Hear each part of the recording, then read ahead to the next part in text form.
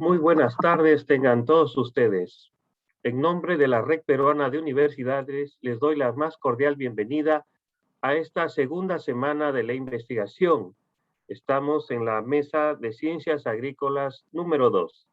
En esta oportunidad vamos a tener 4 fabulosas exposiciones que estarán a cargo de diferentes representantes de las universidades nacionales y privadas del Perú.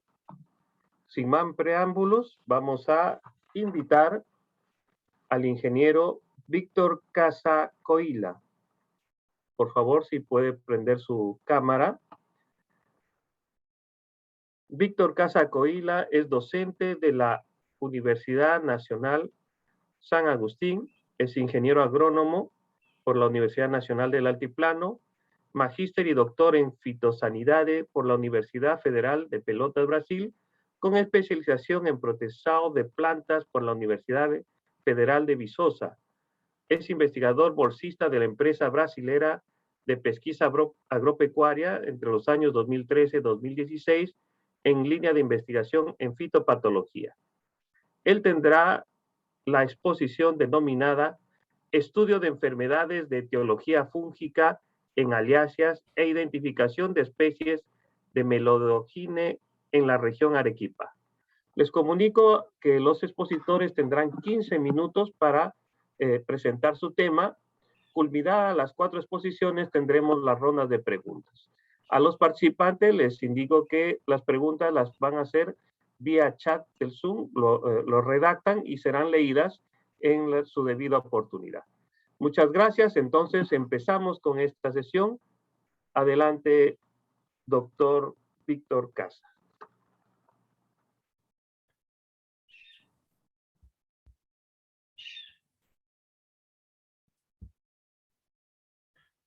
Ok, buenas tardes con todos.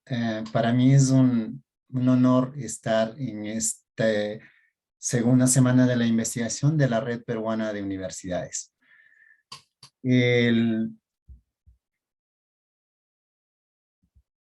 Como ya lo mencionó, el tema que voy a presentarles son avances de trabajos que venimos haciendo, específicamente en el cultivo de aliáceas y en algunas otras especies vegetales cultivadas. El título es Estudio de enfermedades de etiología fúngica en aliáceas e identificación de especies de Melodogine en la región Arequipa. Represento a un equipo de investigadores integrado por docentes de la Facultad de Agronomía, las cuales están citadas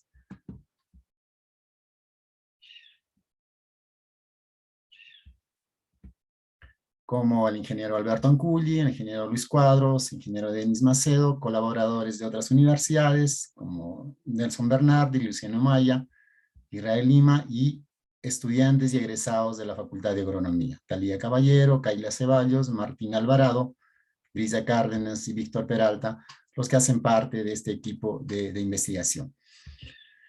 Bueno, la región Arequipa es una de las principales regiones productoras de aliáceas, específicamente del cultivo de ajo. En el año 2019 se ha cosechado en torno de 5.685 hectáreas de ajo, 9.959 hectáreas de cebolla y un poco más o menos de 172 hectáreas de poro. Entonces, eso nos convierte en una región productora importante de estas aliáceas, como una de las principales regiones productoras a nivel nacional. Está también otros cultivos agrícolas, como la alcachofa, que hacen parte de toda la diversidad de especies vegetales que se cultivan. Y de acuerdo a las cifras del CIEA al 2019, se ha tenido 3.349 hectáreas de áreas instaladas, que representa en torno de 41% de toda la producción nacional. Entonces estamos hablando de cultivos de importancia para nuestra región. Todos estos cultivos son afectados por diversos factores. Entre esos factores están los fitosanitarios. Dentro de los fitosanitarios, aquellos problemas de origen fúngico. en especies de aliáceas tenemos patógenos que ocasionan problemas a nivel del área foliar, hongos fitopatogénicos que ocasionan problemas a nivel del área foliar, y hongos fitopatogénicos que también van a ocasionar problemas a nivel del sistema radicular. Entonces, esas informaciones las hay, pero no están estudiadas de forma más profunda. Eso necesita tener datos de etiología, de la incidencia, la prevalencia, frecuencia, de qué especies están ocurriendo realmente en estas regiones, ver toda esa amplia variabilidad genética de estos agentes causales. En relación a los nemátodos fitoparásitos, uno de los nemátodos fitoparásitos de importancia a nivel mundial y a nivel de nuestro país es el género Meloidogene, nemátodo fitoparásito polífago que ocasiona problemas en diversos cultivos agrícolas. Como están viendo en la imagen, acá hay una zona bien delimitada de plantas de alcachofa que presentan menor tamaño, clorosis, y por ende menor producción. Entonces, cuando nosotros fuimos a estos campos, encontramos que todas estas plantas en una determinada zona bien definida estaban parasitados por Meloidogene.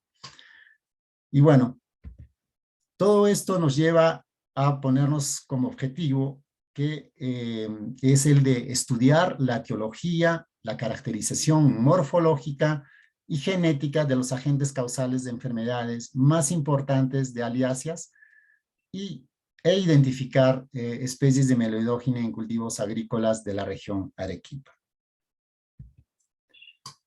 Para el caso del estudio de las aliáceas, nosotros estamos en un proceso de inicio de proyecto, con todo el equipo, venimos haciendo colectas en diversas localidades productoras de aliáceas, como la irrigación Majes, la irrigación La Joya, la irrigación Santa Rita, Arequipa mismo, la campiña de Arequipa, Camaná, Valle de Majes, y el Valle de Tambo.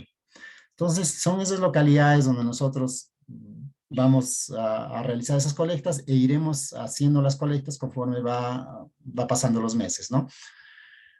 Lo que hacemos es recolectar las muestras representativas de una determinada área, de un determinado campo, los llevamos al laboratorio y realizamos el aislamiento de cada uno de estos agentes fitopatogénicos. Posteriormente hacemos un proceso de incubación y esperamos a que crezcan estos agentes causales y no siempre van a estar puros, van a tener contaminantes y la idea es comenzar a purificar. A la vez también hacemos estudios de evaluación de aspectos epidemiológicos como por ejemplo la incidencia de enfermedades que nos ayudarán a tener un mejor dato sobre lo que está ocurriendo con estas enfermedades de plantas. Una vez que tengamos purificado o cada uno de los aislados de esos campos, comenzaremos a realizar los estudios morfológicos. Esos estudios morfológicos están basados en estudio de dimensiones de conillo, básicamente, ¿no? Ancho, largo de los conillos. Estos trabajos se van a ir haciendo conforme consigamos material de las diversas colectas. Una segunda etapa de nuestros estudios está el de realizar estudios moleculares de muestras representativas de los aislados que obtengamos de todas estas localidades que venimos recorriendo. No va a ser de todas, serán de muestras representativas y bueno, realizaremos la extracción del ADN, la purificación, la cuantificación y realizaremos los productos de PCR. Esos productos de PCR serán enviados a secuenciamiento. Las secuencias serán a través de los genes ITS, ACT, CAL, tubulina 2, RPB2, que nos permitirán a definir mejor la especie de, por ejemplo, Staphylium que está ocurriendo, o la especie de Fusarium que está ocurriendo en estos campos de aliáceas. Por ejemplo, la idea de tener muestras purificadas, bien purificadas de cada uno de estos aislados, es de que tengamos un electroforograma como están viendo en la imagen, un electroforograma sin ruidos. Sin ruidos me refiero a que no esté como unido cada uno de estos picos de los alelos, y que eso nos permitirá realizar un adecuado alineamiento y los procesos de análisis filogenético que debemos de hacer posteriormente.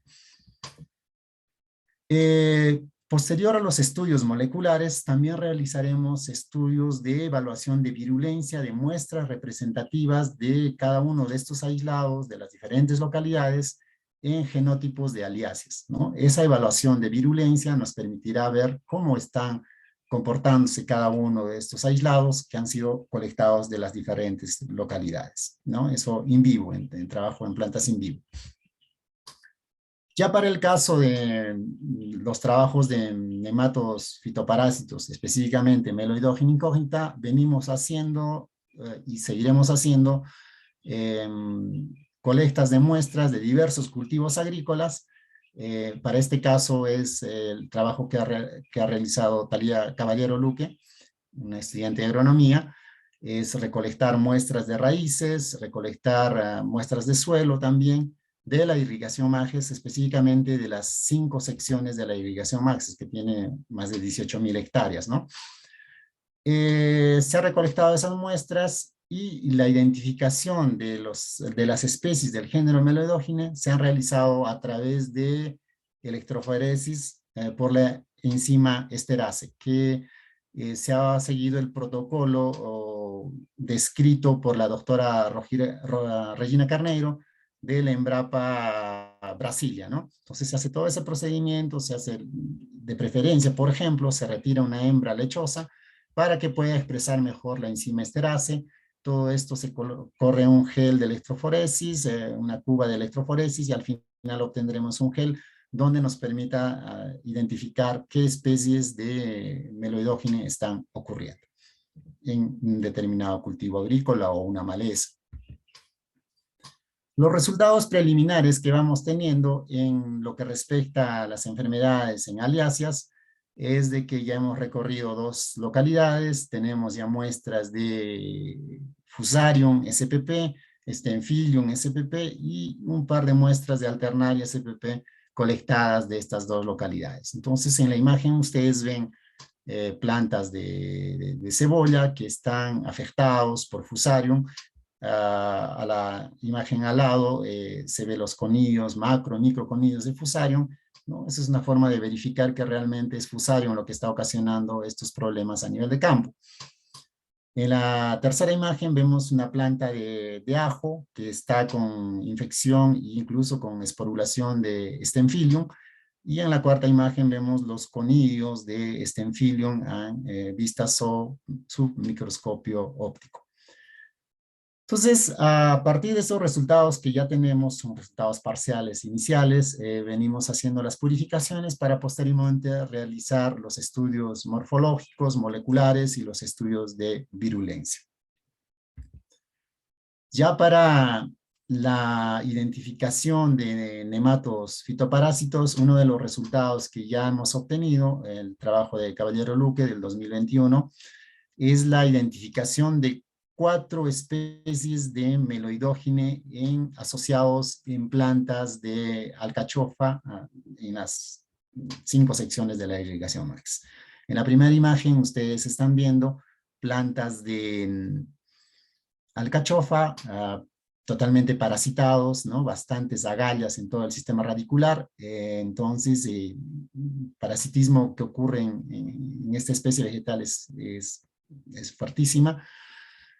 Se ha identificado especies, un fenotipo esterase de Meloidogene hapla con 2 bandas, esterase fenotipo de 2 bandas. Se ha identificado Meloidogene incógnita de I2 con fenotipo con 2 bandas, Meloidogene incógnita con una banda, fenotipo esterase de una banda. Se ha identificado también un Meloidogene sp que no sabemos la especie, ¿no? Que presenta solo una banda, que eso tendríamos que desvendar qué especies a través de técnicas moleculares, ¿no? Finalmente hemos identificado la Meloidogene arenaria de esterase fenotipo con una banda. Entonces son las 4 especies identificadas en alcachofa en la irrigación MAGES. Este trabajo ya ha sido publicado el 2020 en la revista Journal of Plant Diseases and Protection, que, bueno, es una alegría para el equipo de trabajo que venimos eh, formando en la Facultad de Agronomía de la UNS. Como consideraciones finales, como resultados ya obtenidos, tenemos que existen más de una especie de meloidógine parasitando plantas de alcachofa, y eso nos lleva a pensar, bueno, hemos identificado a la especie y de ahí, ¿qué vamos a hacer? ¿Para qué nos sirve eso? La identificación de especies ayuda bastante en planificar de una mejor forma las estrategias de manejo del agente fitoparásito, buscar fuentes de resistencia genética, que a veces esas fuentes de resistencia genética son específicos para una determinada especie de meloidógeno. Entonces, estos son trabajos base para que futuramente tengamos una línea de investigación de búsqueda de repente fuentes de resistencia genética, de repente estudios de especificidad de hospederos, a qué otras especies de plantas pueden parasitar estas especies de meloidógeno, ¿no?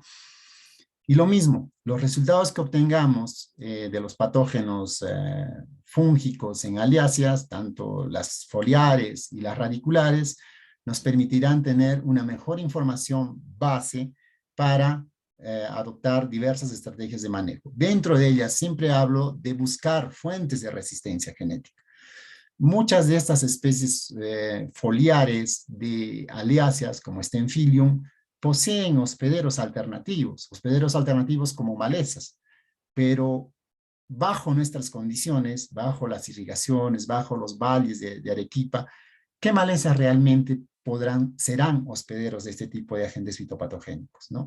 ¿Qué especies de hongos foliares y radiculares de Staphylium, Fusarium estarán ocurriendo? ¿Y cómo estará esta amplia variabilidad genética que pudiera ocurrir en estos agentes fitopatogénicos? Entonces, todo esto nos ayudará a buscar fuentes de resistencia genética, mejorar nuestra eficiencia en el manejo que podamos darle a todos estos agentes fitopatogénicos. Y finalmente, consideramos todos los que trabajamos en este equipo, desde los colegas, profesores de la Facultad de Agronomía, los colaboradores externos de universidades nacionales o extranjeras, y los estudiantes, es que estamos formando un equipo dentro del área de fitopatología y vamos a consolidar ese equipo, ¿no? No solamente trabajando específicamente con fitopatología, más también involucrando otras áreas, como el área de fisiología, la parte de mejoramiento genético, la parte de semillas, en fin, todas las áreas dentro de agronomía. Entonces, estos proyectos que felizmente nosotros podemos concurrir a los procesos de financiamiento, a los concursos que promueve la Universidad Nacional de San Agustín a través de UNSA Investiga, nos permiten formar estos equipos de investigación, ¿no? Porque todos ustedes que hacen ciencia saben bien que hasta un reactivo no es barato, entonces necesitamos una fuente de financiamiento. Y bueno, nuestro eterno agradecimiento de todos los integrantes de este equipo a la Universidad Nacional de San Agustín y aún se investiga por los financiamientos que venimos recibiendo. En ese sentido, agradezco de nuevo por la oportunidad que se me da para poder manifestar en este evento de la Red de Universidades Peruanas. Muchas gracias. Agradecemos al doctor Víctor Casa Coila por la exposición, estudio de enfermedades de etiología fúngica en aliáceas e identificación de especies de meloidógine en la región Arequipa. Continuamos, ahora es el turno de la doctora Lena Galvez Ranilla. Por favor, doctora Lena, prenda su cámara. Muy bien, la doctora Lena Galvez Ranilla es doctora en Ciencias de Alimentos de la Universidad de Sao Paulo, Brasil. Ella tiene el Premio Nacional por las Mujeres en la Ciencia de L'Oréal, UNESCO, Concitec y la Academia Nacional de Ciencias en el 2018. Actualmente es docente investigadora en la Universidad Católica de Santa María de Arequipa. Ella presentará el tema avances en la investigación del potencial funcional de la biodiversidad de granos del Perú. Adelante, doctora Elena. Buenas tardes, muchas gracias por la invitación.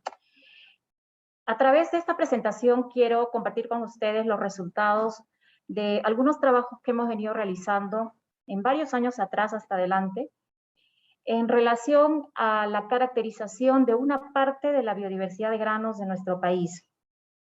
También, más adelante, mostrarles cómo hemos ido incorporando nuevas tecnologías para nosotros, como las tecnologías sómicas, que nos están permitiendo conocer mejor algunos granos de la biodiversidad del Perú. Y finalmente, las perspectivas de investigación que tenemos como grupo, ¿no?, a futuro. ¿Qué nos motivó a poner el enfoque en la biodiversidad de granos del Perú? Bueno, el problema de la situación alimentaria creo que es por todos conocida. Hay proyecciones que de aquí al 2050 la población va a aumentar aproximadamente a 9.000 millones o más, y de no intervenir en este momento, pues en ciertas regiones del mundo se estaría sobreproduciendo alimentos como para alimentar 12.000 millones, pero paralelamente ocurriendo una pérdida de alimentos, en especial a nivel post cosecha, si hablamos de alimentos de origen vegetal, y también a nivel del consumidor.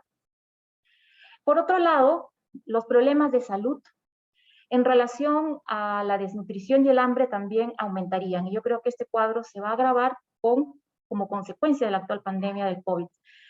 Y los cambios en los hábitos dietéticos, sobre todo que están incluyendo cada vez más alimentos ultraprocesados, está conllevando y va a conllevar de aquí a ese entonces, a que casi 1.500 millones de personas tengan ya problemas de sobrepeso y obesidad. En el caso del Perú, acá podemos ver algunos datos relativamente recientes, publicados por el INS, en relación al sobrepeso en adultos en el Perú, medido por el IMC, el índice de masa corporal. El sobrepeso se cataloga como tal cuando el IMC es mayor a 25.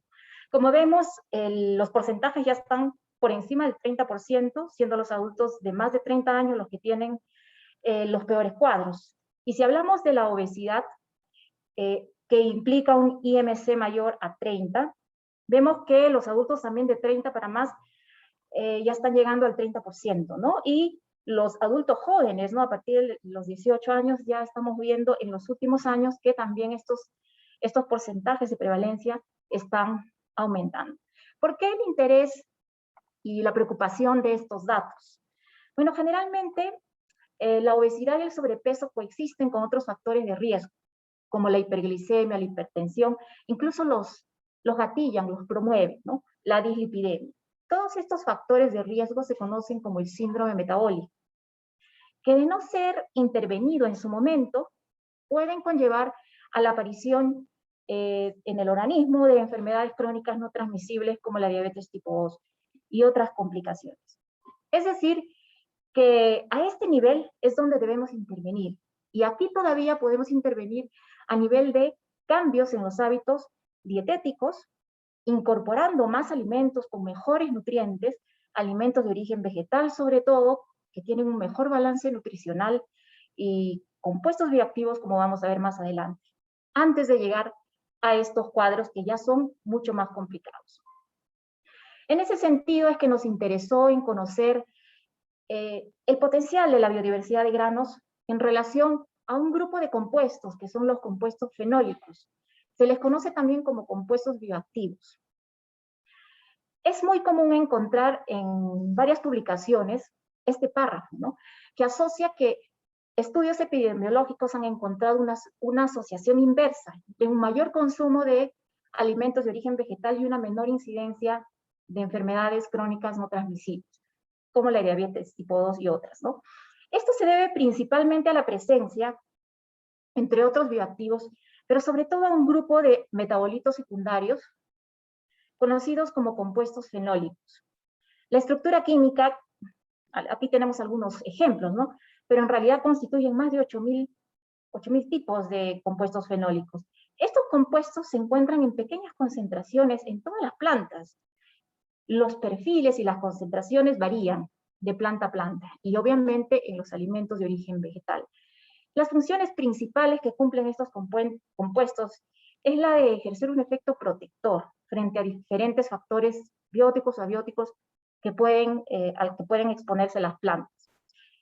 Ya por los estudios epidemiológicos existe evidencia de que un efecto protector también se ejercería en nuestro organismo al consumir alimentos con concentraciones variables y determinadas de estos compuestos a través de los alimentos, ¿no? Y al parecer también ejercerían un efecto protector al ser consumidos a través de la dieta, al disminuir los factores de riesgo que generalmente se asocian con cuadros de estrés oxidativo, ¿no? A través de diferentes mecanismos de acción, pero principalmente a través de ese efecto antioxidante. Pero estos mecanismos de acción pueden ocurrir también de manera conjunta o sinérgica. Eso en realidad es variable por tipo de compuesto, por grupo de compuesto fenólico. Es así que nuestras investigaciones, y las que les voy a mostrar, han tenido por objetivo caracterizar estos compuestos, cuantificarlos e identificarlos en diferentes matrices de granos de la biodiversidad del Perú, ¿no? A través de metabolómica dirigida, tecnologías que se basan en sistemas de cromatografía líquida. En este momento estamos implementando un sistema de LC masas también para tener mejor información. Y a su vez hemos investigado a través de modelos in vitro posibles efectos bioactivos, como por ejemplo capacidad antioxidante o efecto hipoglucémico, antihipertensivo y antiobesidad. Estos modelos in vitro nos permiten hacer y analizar una gran cantidad de muestras y poder focalizar ya la investigación en una siguiente etapa en las muestras más interesantes. Algunos estudios que hemos realizado en la biodiversidad de granos del Perú. Esta fue una primera publicación, si se fijan, es algo antigua, del 2007. En realidad, mi primera publicación como parte de mis estudios de doctorado, en donde investigamos diferentes tipos de leguminosas, concretamente frijol, ¿no? Como pueden ver, hay una diversidad de colores y de formas también y tamaños. Debido a que el doctorado lo hice del Brasil, pues el enfoque principal estuvo en el grupo de frijol procedente de ese país, pero también incorporé un pequeño grupo proveniente del Perú. Y encontramos diferencias importantes en los contenidos y en los perfiles de estos compuestos antioxidantes. La cáscara del grano, por ejemplo, es la que concentra compuestos fenólicos como antocianinas, que son las responsables del color rojizo a negro, a oscuro, ¿no? Y otros compuestos fenólicos como flavonoles, mientras que el cotiledón, que es la parte comestible, ¿no? Concentra otro tipo de compuestos fenólicos. Como conclusión general de este primer trabajo, podemos decir que la cáscara es la que concentra una mayor cantidad y variedad también de diferentes compuestos fenólicos, mientras que el cotiledón también presenta otro tipo de compuestos fenólicos como los ácidos hidroxicinámicos. Es decir, estos compuestos se encuentran distribuidos en las diferentes fracciones del grano, como una conclusión general. A raíz de este trabajo es que decidimos focalizar el estudio en un grupo de leguminosas también muy importante para nuestro país, que es el taro. Este es un primer estudio, en realidad el segundo estudio, porque el primero se hizo en 1991, por ahí, en Tarwi del Perú, ¿no? En Lupinus mutabilis, que es la especie de esta leguminosa peruana, ¿no? Andina. Aquí evaluamos 6 cultivares de Tarwi y los contrastamos con lupino de otras especies, como Lupinus angustifolius y albus, a efectos comparativos, ¿no? Porque estas especies de lupino son propias de Europa, del antiguo mundo, así se les conoce. Y lo interesante aquí es que encontramos otro tipo de compuestos fenólicos. Las isoflavonas son un tipo de compuestos fenólicos que tienen propiedades biológicas también bien específicas. Estas isoflavonas se encontraban también distribuidas en las 3 fracciones del grano de Tarwi, en la cáscara, en el cotiledón y en el hipocótilo. Mientras que en las otras especies evaluadas de lupino no encontramos isoflavonas, solamente un tipo de fenólico, una flavona que no pudimos identificar. Cuantitativamente, la concentración de isoflavonas varió entre los cultivares de Tarwi evaluados, pero el cultivar H6 es la que mostró la mayor concentración, mientras que, como pueden ver, cero concentración de isoflavonas en los lupinos del viejo mundo, las especies europeas. Por lo tanto, esto representa que el Tarwi, además del contenido proteico y de lípidos que presenta, también tiene este grupo de compuestos fenólicos isoflavonas, lo cual le daría un mayor valor agregado. En un reciente estudio, publicado en el 2019, ya nos hemos focalizado en otro tipo de granos, como son los maíces, ¿no? Este trabajo se realizó con fondos del Innovate Perú, y se realizó en realidad en la Universidad Nacional Agraria. Aquí caracterizamos dos grupos de maíces procedentes de Arequipa también. Un primer grupo que incluyó muestras que nos fueron provistas por el Banco de Germoplasma del Maíz, que está localizado en la misma Universidad Agraria, donde seleccionamos las razas más representativas de Arequipa, como el arequipeño, culi, etc., ¿no? Y un segundo grupo de muestras de maíz que fueron colectadas in situ, y tratamos de que fuesen de las mismas razas que fueron provistas por el Banco de Germoplasma. Y aquí pueden ver algunas fotos de los maíces evaluados. Rápidamente, los resultados obtenidos de este trabajo. Aquí les muestro el análisis, los resultados del análisis multivariante, de análisis de componentes principales, para los resultados del primer grupo de maíces, ¿no? De los provistos por el Banco de Germoplasma. Aquí se observó una clara discriminación del grupo del maíz morado o de la raza culi. Este grupo se caracterizó porque presentó los mayores contenidos de compuestos fenólicos, sobre todo antocianinas, y también propiedades funcionales como inhibición de glucosidasa y lipasa y capacidad antioxidante mayores que el resto de las razas, ¿no? En el otro grupo evaluado, el que se colectó in situ, también se observó el mismo comportamiento. Las muestras de maíz morado presentaron los mejores perfiles de antioxidantes, sobre todo antocianinas, y propiedades funcionales in vitro. Sin embargo, cuando eliminamos estos datos para realizar un nuevo análisis PSA, pudimos encontrar una diferenciación entre los resultados de las muestras de maíz de Cabanita, Granada y Arequipeño, ¿no? Aquí Cabanita se destacó por presentar una mayor capacidad antioxidante, y en el caso de las muestras de la raza Granada, presentaron, por ejemplo, un mayor contenido de ácido ferúlico, que es un ácido fenólico total. De este trabajo, entonces, nuestro enfoque y los siguientes proyectos de investigación se realizaron en estas dos razas que destacaron en este estudio previo, en el maíz morado, en la raza culi, y en el maíz Cabanita. Y ahora rápidamente les presento dos estudios en los que hemos explorado ambos tipos de razas de maíz, y también hemos incorporado tecnologías nuevas para nosotros, porque ya son relativamente antiguas, metodolómica no dirigida, untargeted, y también tecnologías para caracterizar estos recursos a través de plataformas de transcriptómica. En este estudio que ha sido recientemente aceptado, ¿no?, y que está en prensa, hemos estudiado el maíz morado cultivado en las zonas altoandinas de Arequipa, pero en dos zonas geográficas diferentes, en la misma zona altoandina. La diferencia en altitud fue aproximadamente de 800 metros sobre el nivel del mar, nada más.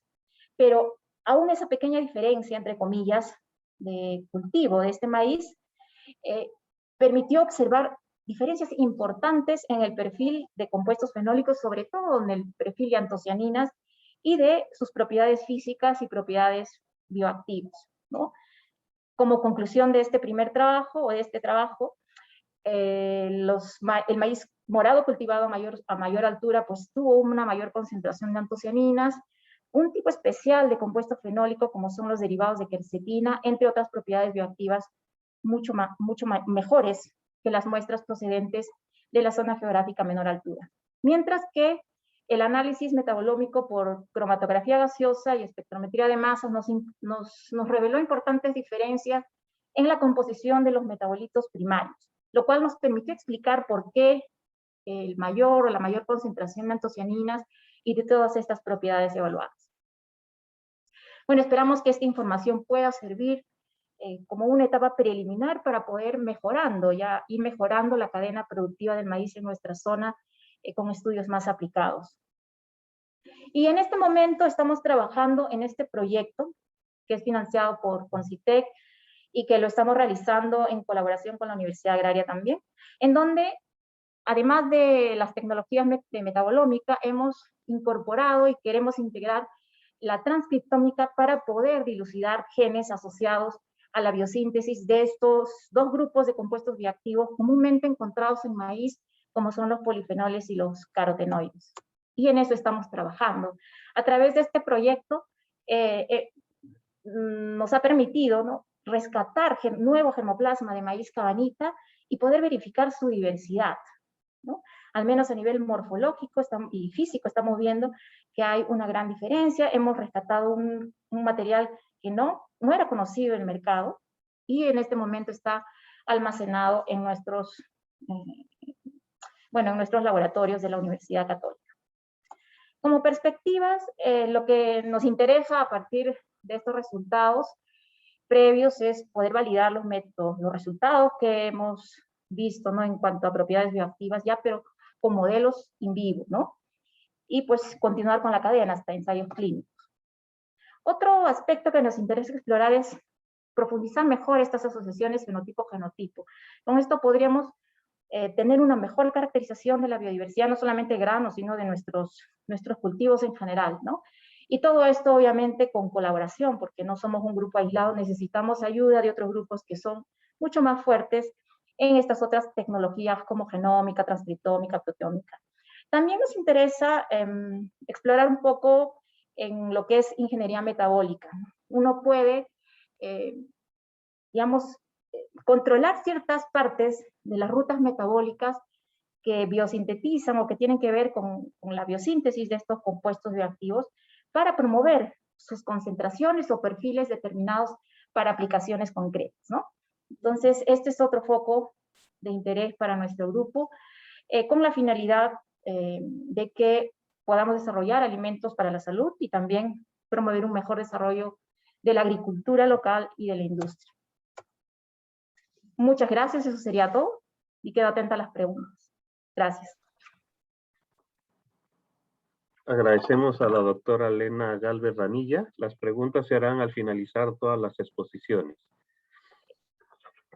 Ella disertó el tema Avances en la investigación del potencial funcional de la biodiversidad de granos del Perú. Muchas gracias nuevamente, doctora Lena Gálvez, por esta tan interesante exposición. Y gracias. Continuando, invitamos al biólogo Eric Yabar Landa. Por favor, para que active su imagen.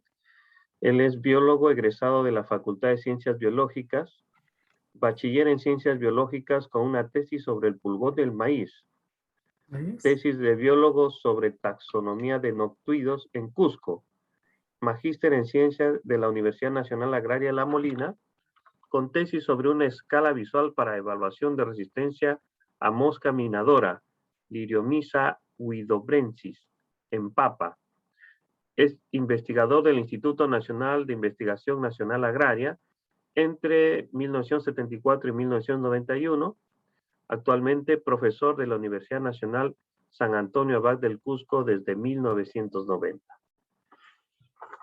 El biólogo Eric Yabar nos presentará el tema diversidad de insectos en Cusco. Adelante, profesor.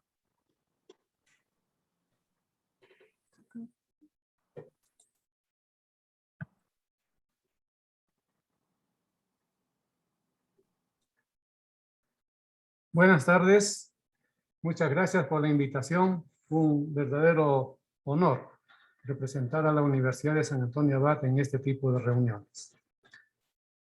Voy a hacer un informe sobre algunos estudios que venimos realizando sobre la diversidad de insectos en Cusco. El Laboratorio de Entomología viene realizando diversas investigaciones con financiamiento de proyectos como Concitec, Fondesit Banco Mundial y otros. En ese sentido, venimos realizando un trabajo sobre, por ejemplo, los gorgojos o los insectos asociados al cultivo de papa a nivel nacional. Y voy a comenzar resaltando algunos aspectos de las tareas que venimos realizando.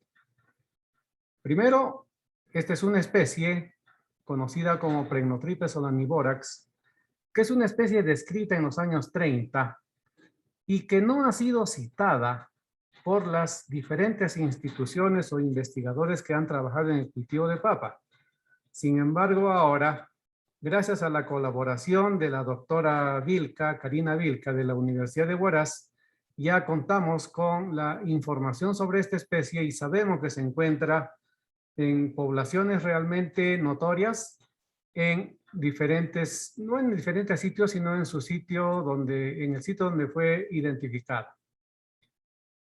Quiero resaltar aquí una de las especies más importantes para el cultivo de papa, que es Prenotripes latitorax, que se encuentra distribuida entre Bolivia, Perú.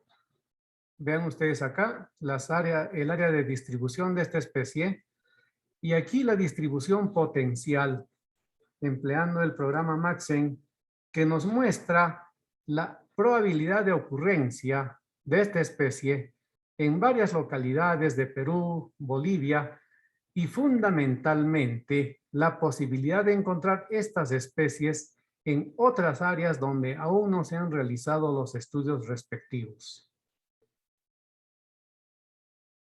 Este es un análisis de la distribución geográfica de la tribu Prenotripini, que incluye a los gorgojos de los Andes. Se conoce como gorgojo de los Andes a un complejo de especies formado principalmente por los géneros Prenotripes, Rigopsidius y otros, pero que sin embargo requieren una revisión taxonómica por cuanto hay muchas más especies de las que se conocían en forma tradicional. Aquí este mapa nos muestra la distribución de esta tribu Prenotripini que va desde Bolivia hasta Venezuela. Inicialmente se pensaba que estas especies estaban limitadas a ciertas áreas y poníamos como hipótesis que la distribución de estas especies podía deberse al movimiento de semilla de variedades de papa. Sin embargo, hemos encontrado que hay especies que se ubican en algunos puntos geográficos y que no se movilizan por la semilla de papa, sino deben tener otros mecanismos que les permiten desplazarse hacia otros sitios. Aquí a la derecha hemos hecho un análisis de la riqueza de especies de gorgojos de la papa y quiero señalar aquí, en este punto, que es un área que se localiza entre Cusco y Andahuaylas y que nos indica la zona de mayor diversidad de especies. Aquí hay 5 o más especies. Pero lo importante de este análisis es que este área entre Cusco y Andahuaylas corresponde también al punto de mayor diversidad de especies silvestres de papa que ha sido estudiado por Spooner en su catálogo de papas silvestres del Perú. Este es un análisis filogenético del género Prenotripes. Se ha incluido aquí 2 géneros adicionales a Prenotripes, que son los Rhinotripes y los Microtripes, con grupos externos como Rigopsidius, Listroderes, etc. Y entonces observamos aquí la monofilia del género Prenotripes, así como, vean ustedes, la monofilia del género Rhinotripes y el género Microtripes. Este análisis es sumamente interesante por cuanto nos indica que a pesar que estos géneros están relativamente expandidos en forma geográfica, mantienen su identidad taxonómica en forma, digamos, general, ¿no? Sin embargo, encontramos aquí que los géneros Rhinotripes y Microtripes podrían ser ancestrales al género Prenotripes y que su asociación con las variedades silvestres de papa podría indicarnos una relación filogenética entre estos géneros y las variedades nativas de papa. Este es un estudio realizado o que está en plena ejecución sobre las diferentes especies de gorgojos asociadas al cultivo de papa. En términos generales, no es lo que se pensaba que eran 2 o 3 géneros con 12 especies, que es lo más conocido en la bibliografía.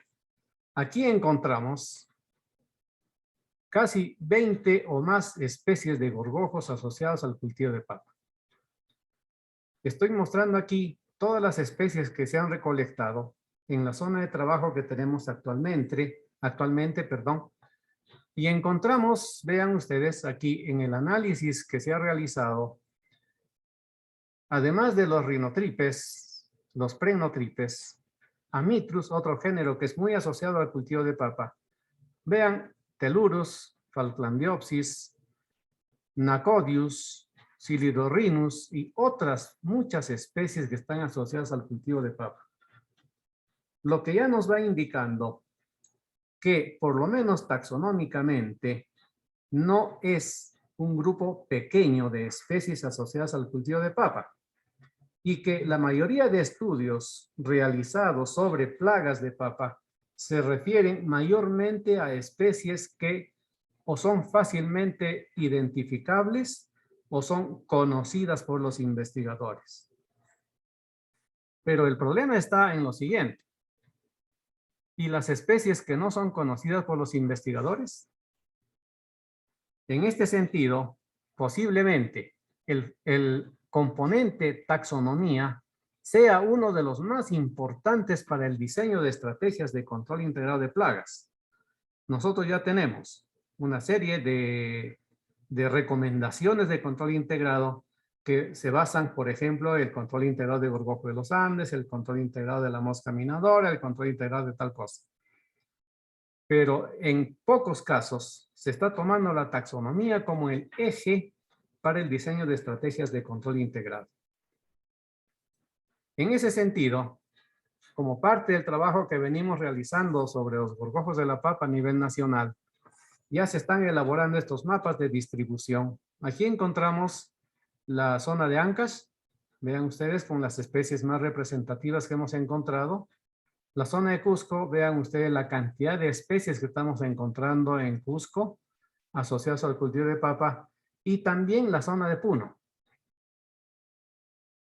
Estamos encontrando muchas especies no citadas en la bibliografía y poco conocidas también por parte de nuestros investigadores. El otro aspecto es sobre las avispas Pompilidae del Valle de Cusco, que es un proyecto financiado por el Fondesit Banco Mundial. He puesto esta especie como ejemplo, que es Aporus cusco, que es una especie considerada ancestral, con caracteres primitivos y que ha sido colectada en el campus de la Universidad de San Antonio Abad del Cusco. También, como parte de otro estudio complementario, hemos prácticamente redescubierto algunas especies que han sido descritas en 1989 y que no figuran en ninguna colección de referencia. En este momento podemos decir nosotros que ya tenemos muchas de estas especies representadas en la colección entomológica de nuestro laboratorio. También tenemos un estudio hecho sobre la diversidad de moscas taquínidas que son parasitoides. Se ha hecho un trabajo conjunto entre Cusco y Chile y encontramos ya, este es un trabajo publicado ya en la revista IDESIA de Chile. Igualmente contamos con la colección de todas las especies de mosca de la fruta conocidas en Cusco. Aquí hemos contado con el apoyo de especialistas como el doctor Norbon, Allen Norbon, su equipo de trabajo, la colega Norma Nolasco también, que nos han ayudado en la identificación de todas las especies. Y ya venimos realizando, tenemos una publicación previa sobre las moscas de la fruta del Cusco, Y en este momento venimos realizando un análisis de los patrones de distribución de todas las especies de mosca de la fruta. Igualmente, se ha hecho un trabajo sobre igneumónidos presentes en la colección entomológica de la Universidad Nacional de San Antonio Abad del Cusco. Estoy mostrando solamente un ejemplo, la identificación. Esto es una especie que se conocía en otro género, Trachyspirus, y actualmente ya ha cambiado de género y tenemos todo el material depositado en la colección, así como los mapas de distribución de estas especies. Este es un aspecto bien interesante porque como parte de la investigación sobre los insectos propios del Valle de Cusco, tenemos el género Peruphasma, que es una especie posiblemente relictual.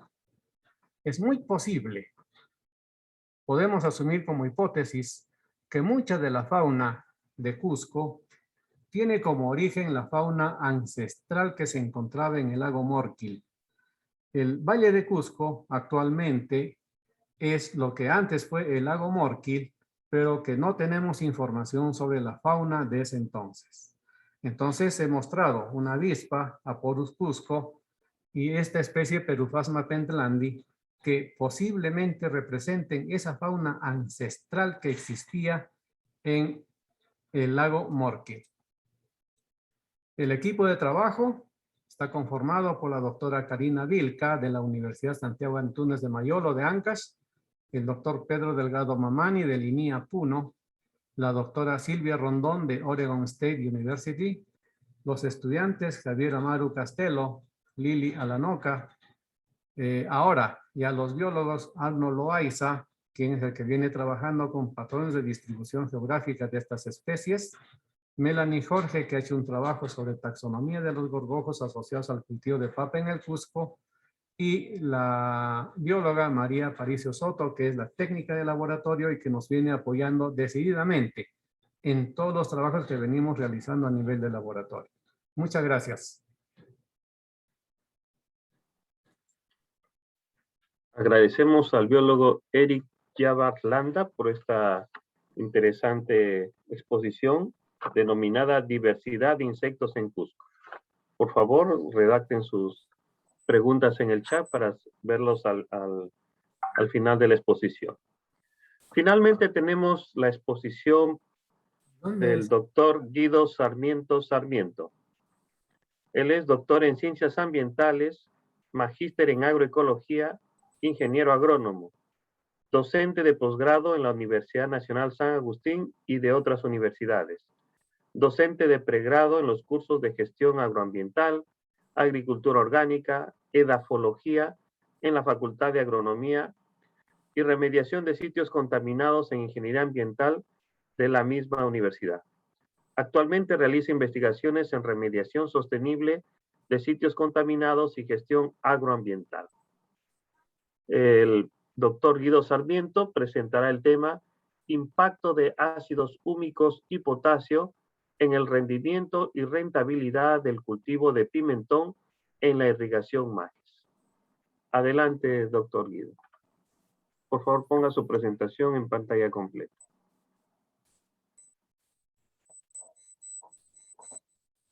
Buenas tardes, damas y caballeros, presentes en la sala virtual de la segunda semana de investigación organizada por la RPU, la Red Peruana de Universidades.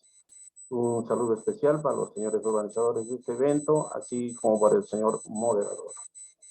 Bueno, mi exposición presenta resultados de la investigación denominada Impacto de ácidos húmicos y potasio en el rendimiento y rentabilidad del cultivo de pimentón en irrigación maíz. Tiene como coautores a los ingenieros Mauricio Chaca, Luis Lipa y María Caguana. Un trabajo realizado en terrenos áridos de la irrigación maíz en Arequipa, y el contexto que permitió plantear la investigación fue que actualmente es muy marcada la tendencia internacional por el consumo de alimentos inocuos, por supuesto procedentes de sistemas de producción agrícola donde no exista uso irracional, exagerado de agroquímicos. Bueno, esta tendencia obliga a los productores a reorientar sus prácticas de cultivo. En este caso, reorientar labores de fertilización de manera progresiva, sustituyendo insumos químicos por los de fuente orgánica. Pero ojo, sin arriesgar la rentabilidad económica del cultivo, que es muy importante para los productores. En la irrigación Majes, el cultivo de páprica o pimentón es uno de los productos con mayor crecimiento. Es fuente generadora de empleo y recursos para los agricultores. Y por supuesto, en la mayoría de casos, este producto es exportable, ¿no? Siendo los principales destinos de exportación a países como Estados Unidos, Brasil, España, México, según reportes del año 2019 y 2020.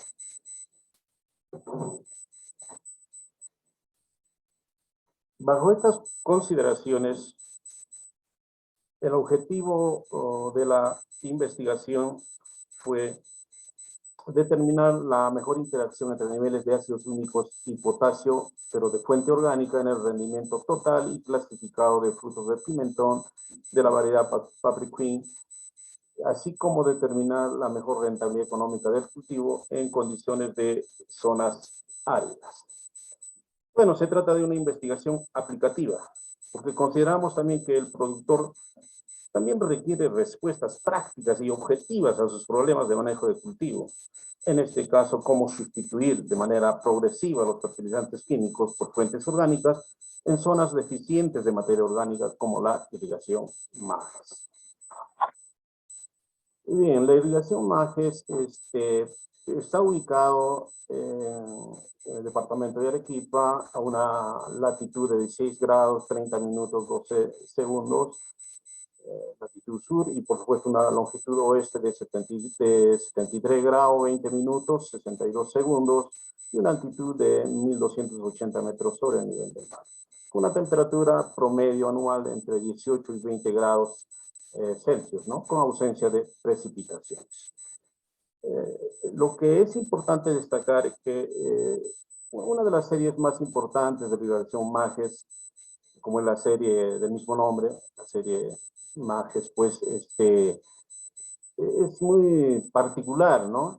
En su perfil, puesto que presenta, como habíamos mencionado, una gran deficiencia de materia orgánica que en el mejor caso llega a 0,9%.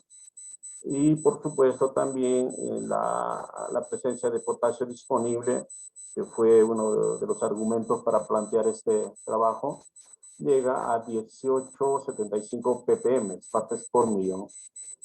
Pero lo que pasa es que en todo el horizonte estos suelos son carentes, ¿no? de estructura, en algunos casos tienen problemas de salinidad y, digamos, la caparable es muy superficial. Estamos hablando de aproximadamente entre 10, 20 centímetros como máximo. Entonces los productores pues, que colonizan estos suelos se ven, digamos, primeramente obligados a realizar prácticas de gestión apropiada de estos suelos para que sean posteriormente cultivables. Bueno, en este entorno es que ha permitido plantearse esta investigación aplicando ácidos úmicos como fuente de materia orgánica, porque consideramos que tiene muchas propiedades de enmienda, especialmente para mejorar las propiedades del suelo, y en el caso de potasio, porque facilita la translocación o transporte de solutos desde el área foliar hasta los frutos, ¿no? En lo que corresponde al manejo realizado, este corresponde a las labores realizadas similares a un campo comercial. Los tratamientos que se han evaluado fueron 2 niveles de ácidos húmicos, 218 y 436 kilogramos por hectárea, y 3 niveles de potasio de fuente orgánica, desde 1, 2 y 3 litros por hectárea en aplicación vía sistema de riego. Esto nos ha permitido establecer 6 tratamientos, como se aprecia, ¿no?, en esta presentación, con los códigos correspondientes. Sin embargo, es preciso mencionar que se utilizó como fuente de ácidos húmicos, Humiplus de formulación granular y como referencia se puede mencionar que tiene 80% de ácidos húmicos y la forma de incorporación fue 50% de la dosis al trasplante y el restante 50% se incorporó a 60 días del trasplante. Como fuente de potasio se utilizó Bioflora, que también presenta una cantidad considerable de potasio, y las aplicaciones fueron en 4 oportunidades o 4 fraccionamientos a 60, 90, 120 y 150 días del trasplante vía sistema de riego. En lo que corresponde a los resultados más importantes, se ha evaluado, por ejemplo, tamaño de plantas, peso de frutos y longitud de frutos. Es importante destacar aquí que la respuesta en el tamaño de plantas fue favorable cuando se aplica el tratamiento A2K2, vale decir 436 kilogramos por hectárea de Humiplus unido a 2 litros por hectárea de Bioflora, ¿no? Como fuente orgánica de potasio. Aunque estadísticamente, como se puede apreciar, pues no existe diferencia estadística significativa, ¿no?, entre las otras aplicaciones. En cambio, en lo que corresponde a peso promedio de frutos, establecido en gramos, sí se evidencia diferencia estadística a favor del mismo tratamiento, ¿no? Vale decir, el tratamiento A2K2, con un peso de frutos de 16,6 gramos, ¿no? En cambio, el menor peso de frutos se obtuvo mediante la aplicación de A1K1, vale decir 218 kilogramos por hectárea de Humiplus y 1 litro por hectárea de Bioflora. De igual manera, para el caso de longitud de frutos, la tendencia es similar, ¿no? Es similar, por lo que podemos apreciar por lo menos que las aplicaciones en el nivel mayor de ácidos húmicos y el nivel intermedio de potasio, pues tienen respuestas favorables en el peso de frutos y longitud correspondiente de frutos de páprica de la variedad Paprikrin. En esta tabla se aprecia el rendimiento total logrado por los distintos tratamientos, así como el rendimiento de primera o el rendimiento de segunda, todos con equivalencia a kilogramos por hectárea. Es evidente, pues, que en esta tabla se demuestra que las aplicaciones nuevamente de 436 kilogramos de Humiplus asociado a 2 litros por hectárea de Bioflora mantuvieron un rendimiento total de frutos de 7.980 y frutos de primera que corresponden aproximadamente al 90% del total, es decir, 7.182 frutos de primera y frutos de segunda de 798. Cabe destacar aquí que los frutos de color de primera se refieren a frutos de color rojo intenso, sin manchas, frutos enteros, sanos, libres de escaldadura. En cambio, los frutos de segunda se refiere a frutos con decoloraciones, manchas y quemaduras, e inclusive escaldaduras. Entonces, de igual manera, es preciso tal vez destacar que también el tratamiento, digamos, de menor performance en cuanto al rendimiento total, lo representó las aplicaciones de 218 de Humiplus más 1 litro de potasio en forma de Bioflora, logrando 5.002 kilogramos por hectárea, de los cuales el 60%, vale decir 3.004 kilogramos, representan frutos de primera y el 40% representa frutos de segunda, es decir, 1.998 kilogramos por hectárea. Los resultados pues evidencian nuevamente que no se pueden aumentar indefinidamente los rendimientos, incrementándose la dosis de abonamiento. Existe un punto óptimo de respuesta, o vale decir un punto máximo de respuesta a partir del cual los rendimientos disminuyen progresivamente, tal como sucedió con las aplicaciones de potasio en forma de Bioflora. se presentan algunas diapositivas o fotografías de la carga de frutos, ¿no?, que se ha tenido en campo respecto a las aplicaciones de las combinaciones de ácidos húmicos y de potasio respectivamente, donde se ve claramente, ¿no?, que en el caso de acaos, bueno, se evidencia buena carga de frutos, ¿no? Por lo mismo que esto ya en la evaluación correspondiente representa, ¿no?, el mismo término. En cuanto al análisis de rentabilidad, nuevamente, ¿no?, este tratamiento, el más importante en lo que corresponde a tamaño de frutos y peso de frutos, pues logra una rentabilidad de 134%. Por supuesto que es una rentabilidad muy importante, con un precio de refugio, estamos hablando de 1.20, ¿no?, el kilo de páprica seca, y un precio tal vez de refugio, pero que se paga al productor directamente, entendiendo que otros son los precios de exportación. Los resultados demuestran pues que el abonamiento con fuentes de ácidos húmicos y potasio orgánico contribuyen con buenos ingresos, o ingresos apropiados para los productores de páprica de la irrigación Majes en un periodo de 7 meses aproximadamente. Finalmente, las conclusiones de la investigación fueron las siguientes. En condiciones edafoclimáticas de la irrigación Majes, el mejor rendimiento de frutos de pimentón de la variedad Papriquín se logró como resultado del abonamiento de 436 kilogramos por hectárea de ácidos húmicos asociado con 2 litros por hectárea de potasio de fuente orgánica, logrando un rendimiento total de frutos secos de 7.980, de los cuales el 90% son frutos de primera calidad, 10% frutos de segunda calidad.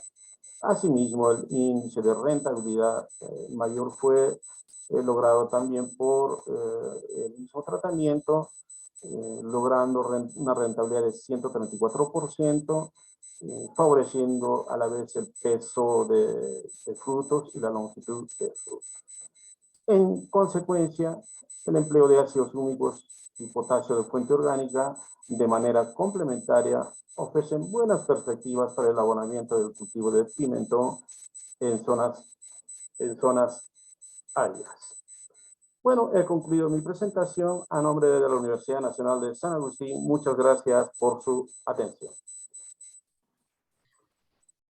Agradecemos al doctor Guido Sarmiento y también a todos los expositores que nos han acompañado en esta mesa de Ciencias Agrícolas 2. Estamos a la espera de sus preguntas, que pueden redactarlas en el chat. Voy a pedir a los 4 expositores que por favor prendan su cámara para que puedan intervenir ante las preguntas. Recordemos el orden. En primer lugar estuvo el doctor Víctor Casa Coila de la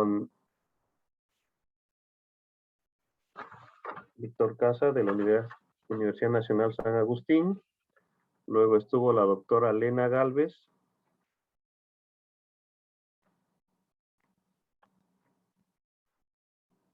de la Universidad Católica de Santa María de Arequipa.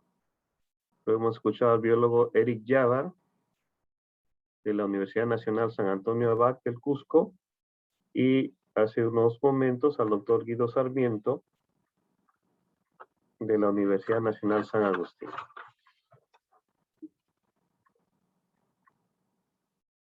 Parece que no hay dudas respecto a las exposiciones.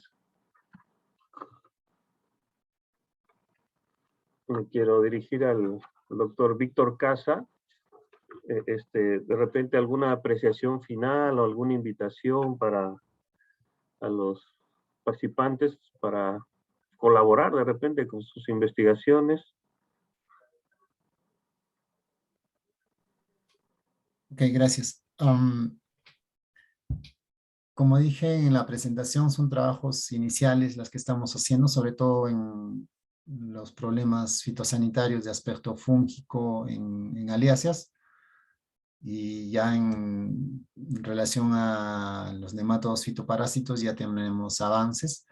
La idea es seguir trabajando bajo esta línea de investigación, que no solamente es fitopatología en sí, ¿no? Sino que abarca las otras áreas dentro de la agronomía. No podemos trabajar solo en una línea y ya. La idea es abrirse más a otros campos porque el proceso es complejo. Estamos en una etapa inicial de constituir todo el equipo de trabajo. Llevamos desde el 2018 y con todos estos problemas de la pandemia un poco que las cosas se han ido atrasando, pero la idea es seguir fortaleciéndonos. Y con certeza que a futuro iremos incorporando nuevos colaboradores, no solamente dentro de la UNSA, más también colaboradores de otras universidades. Y bueno, de nuevo, muchas gracias a la Red Peruana de Universidades por la oportunidad. Buenas tardes. Muchas gracias, doctor Víctor Casa.